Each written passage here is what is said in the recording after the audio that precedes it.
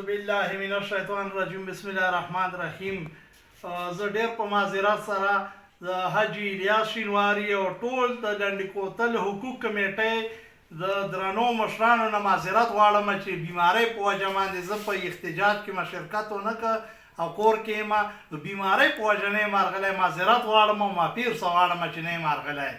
اوس به زه مختصر خبره وکړم چې اول نمبر پاکستان 80,000 ارب روپۍ باقي دغه حکمرانانو او دغه سیاستدانو باقي کړی دی. بیا زونګ قبایلو د کال 224 ارب روپۍ 5 کالو 1245 ارب روپۍ زونګ د وفاق سره او صوبي حکومت او وفاقي حکومت د خوړلي او نه راکړی راله مخکې ما ویډیوګانې پکړي په دغه باندې سوچ پکار دی. بیا زه هغه چې بجلی وزارت او حکومت ته دا اپیل ورته کړم چې فلحال چې کوم دی قبایلو کې ممبران چې کوم دی مینېګان او امپیګان دغه ټول هغه شوي اسمبلۍ ماتې وټونه به شي.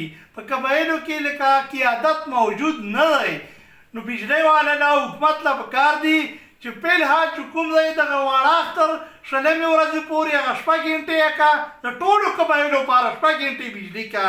بیا چې کله ممبران منتخب شي او اسمبلو له لاړ شي نو بیا ممبرانو سره کښېنئ او خبره ورسره وکړه چې میټر لګوئ بلکل یې راته ولګوئ میټر خو ورسره به ګیس هم راولی راله ګیس میټر به هم راته لګوئ اوبه به هم راله راولئ اوبو میټر به هم راته لګوئ. دا زموږ حق دی 1245 ارب روپۍ که چېرې مونږ قبایلو له راغلي وای نو اوبه او بجلي او ګیس اسپتال صرفونه دا ټولې مسلې به موارد شوي وای خو بده مرغه زموږ قبایل سره دې دا خبرې یادونه. اصل خبره زموږ دا چې 1245 ارب روپۍ هم هړپ شوي زموږ هغه.